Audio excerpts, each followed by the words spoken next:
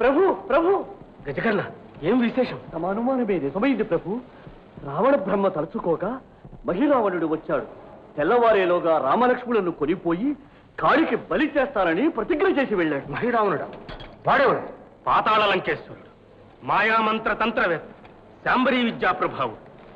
అన్నంత పని చేయగలేమని భయముగా ఉన్నది. శ్రీరామప్రభు నిద్రలేపి హెచ్చరించుట మంచిది.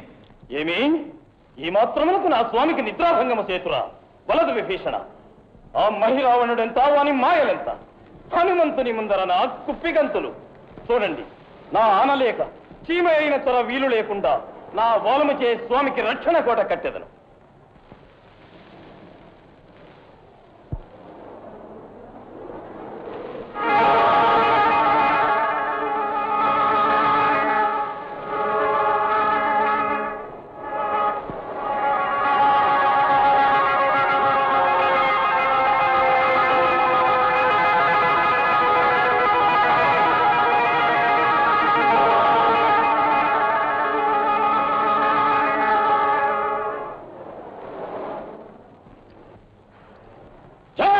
రామచంద్ర,